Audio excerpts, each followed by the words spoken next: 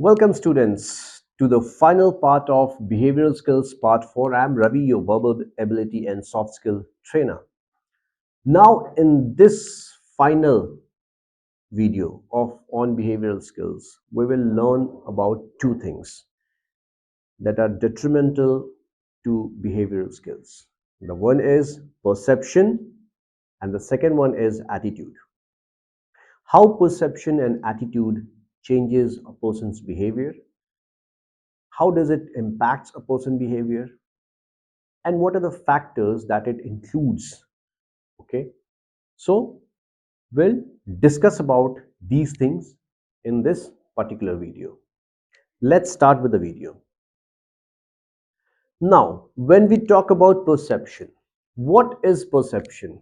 In simple English, we can say that perception is nothing but the way in which we feel and see things around ourselves. For example, if I close my eyes and I took a thing in my hand like this and I try to perceive it, what it is. So I can definitely perceive it and say that it is something which is made up of solid material and it has some switches on it. So it might be a remote. In the same way, if I close my eyes and if I touch something, right, like something hot or something cold, I can definitely tell what that thing is all about, whether it is hot or cold. So there are different senses through which a human beings perceive things. Like we have sense of smell, through our nose we can smell things. We have sense of vision, through eyes we can see things. We have sense of touch, through our skin and hands we can touch and feel things. Sense of hearing, okay, we have a sense of hearing through which we can hear different sounds and noises and we can make out what it is, and so on and so forth. And the last and the very important is the sense of taste.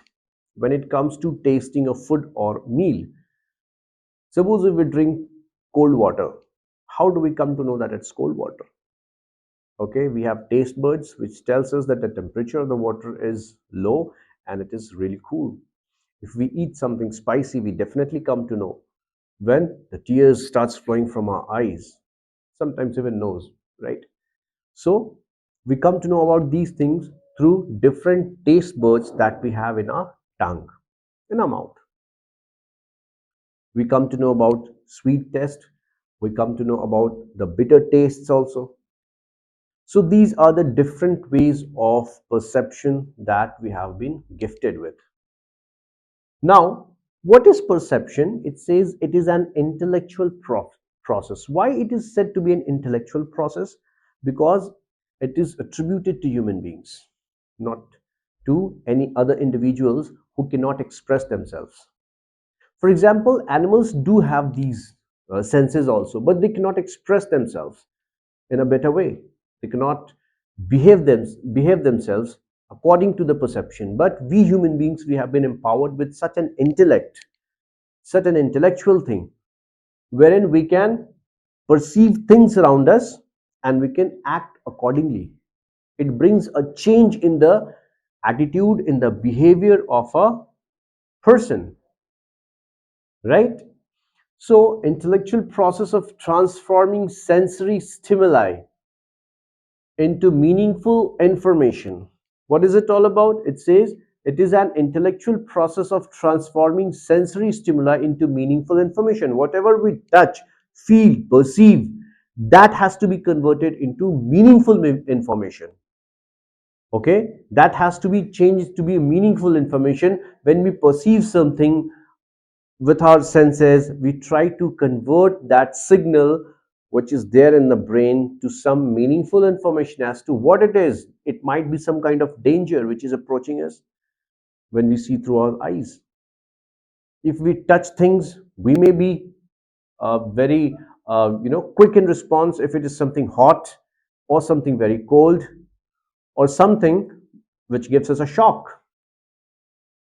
Okay, so if we hear sounds of different things, we behave in different manner.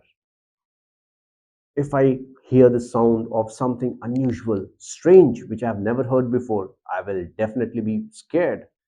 What kind of sound it is? I don't know. So it casts a direct influence on the behavior of human beings.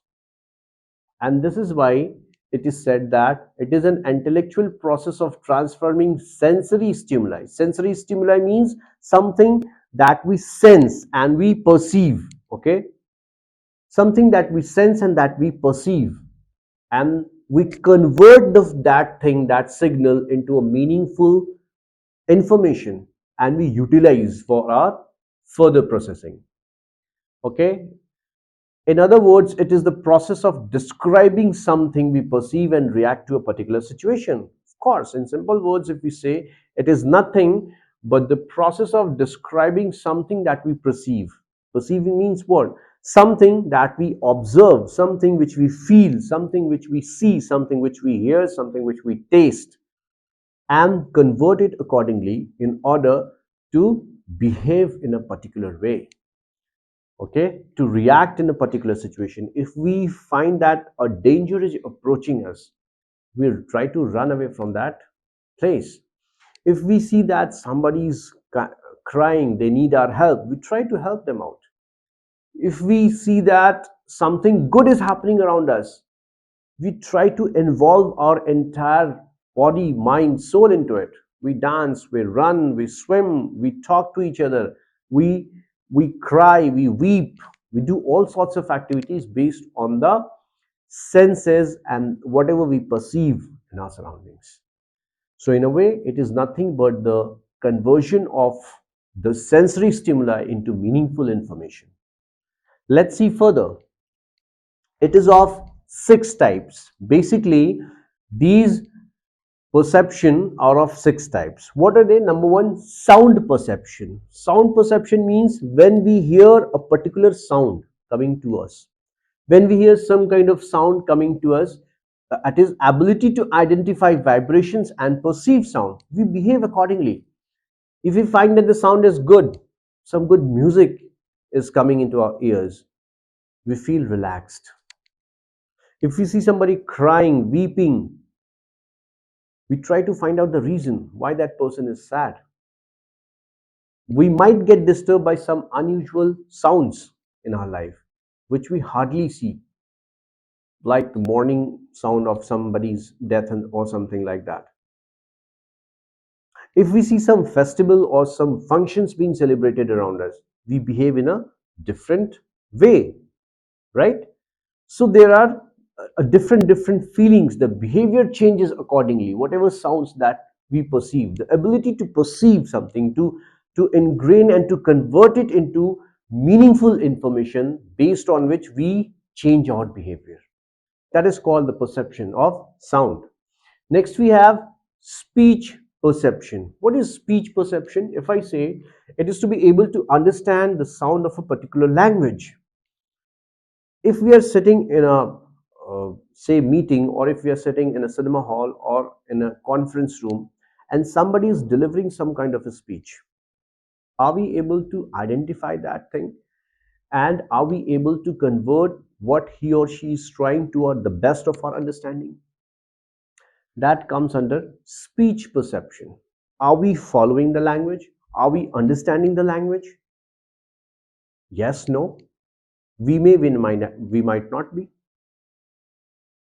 If we understand the language, and if we perceive things, and if we act accordingly in a different way, this is how the speech perception affects our ability of changing behavior. The next one is touch perception. What is it? Identifying objects by touching it. For example, if I touch a fruit or some animals, now the touches will be different. If you touch something solid, this will give you a different feel. If you touch some person, some animal, or something else, that will give you a different feel. So touch perception also changes our behavior. If we touch something hot, what we do? We quickly remove our hand. If we touch something cold, we can hold it for some time, but not for long. We try to escape from it. So, touch perception again helps us in identifying the objects or the situation or condition around us and behave accordingly. You give your response, the human being give their response accordingly after the perception of these things.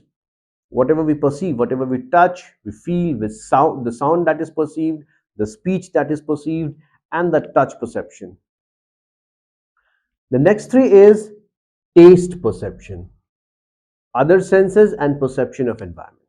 Now, what is taste perception? When I come to taste, as I already told you, if we eat something, how do we recognize a particular taste? Whether it is sweet, salty, spicy, what kind of or sweet, what kind of taste it bears. How do we perceive? Because we have different kinds of taste buds that are there in our mouth, okay, and that tells us whatever things we are eating. If we eat something spicy, we tend to drink water. If you eat something sweet, you don't drink water by then, but after some time you need water, okay. So certain things provokes us to change our behavior after perceiving them, and this stimulus casts an effect on our behavior. Again, other senses. What are the senses? Like perception through other sensory parts like pain, sensation felt in the throat or lungs. For example, if I feel something paining, if my throat is paining, if my hand is paining, or I'm not well, and this tells my body that you should relax. Now, what is the message that is being conveyed through these things? The message that is being conveyed is simple, plain and simple, is that if you have a pain, you should take a painkiller or go to a doctor, take some medicine. If you're not well, go to bed, sleep, or relax yourself. Whatever conditions are there around us, okay, whatever conditions are there around us, it instructs us to behave accordingly. So different senses are there which gives us a sensation of pain, sensation of relaxation, or other kinds of sensation, maybe internally or externally, right? And we behave accordingly. The behavior has to change with different perceptions until unless we are not connected to our nerves. And if we are connected to our nervous system, if it is working well, and if the messages are if the messages reaches us accordingly, then we'll have to change our behavior according to the external environment. Next is perception of an environment, how we perceive, how we see, how we feel our environment, external environment, okay. It says the ability to understand other individuals and groups surroundings. Now, if we are working with some people who are there around us, or if we are living in a society, so what kind of people are there around us? Are they good, bad? Are they helpful, or they are selfish, or they like us, they don't like us? We change or modulate our behavior according to the perception of the environment. We change our behavior. And the next says, for example, if it says, if we go to a place and like people and its surroundings, okay, if we visit a place, for example, and like the people and the ambience of that place, we will perceive a good understanding of the place and will communicate accordingly.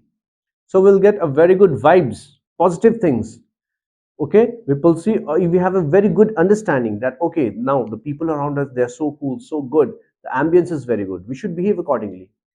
And we will tell our friends and family members also to go and visit such places so that you can get happiness, you can relax yourself, right? So it happens because of the perception of our environment. Let's move on to the next and the final factor, that is attitude. Attitude again plays a very, very important role in deciding our behavior.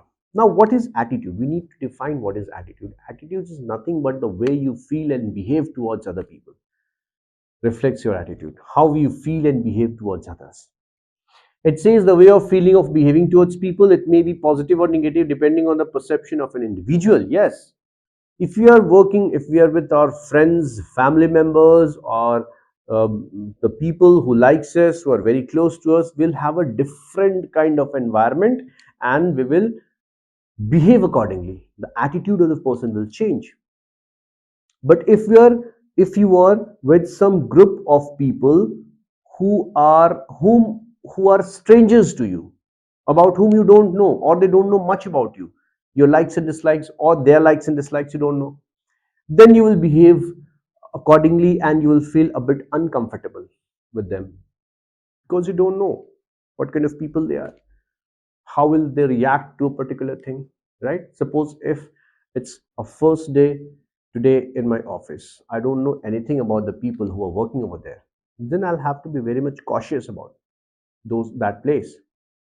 I need to be very much focused, and over a period of time, if I get the support and help, and I find the people very cooperative over there, very supportive, then I'll be very much comfortable working over there, and will try to accommodate according to the place or the environment. So definitely, I think attitude has an important role to play in modification of the behavior. Lastly, it says attitude helps decide our behavior towards society and other people. Now, attitude decides how to behave towards society and other people. Your attitude will give you a reason, will give you a particular kind of instinct to behave towards some other external source. For example, a person working with an organization development attitude of equality towards organizational citizenship. A person working with an organization, okay, develop attitude of equality towards organizational citizenship. So if I'm working with some organization for a long period of time, okay, and if I'm very much familiar and comfort, having a comfort level with the people whom I'm working, so I will not hesitate to talk or dine or lunch with those people whom I think they are my colleagues or who have helped me earlier, regardless of their religion, religion, tradition, culture, race, whatever, race or culture, whatever caste or religion they belong to. I will be indifferent towards them, because over a period of time we have developed this bond, we have shared this bond, and we have made ourselves, our relationships, very strong. So a person who is working with organization behaves indifferently towards the people who are working over there, regardless of their culture, tradition, and race.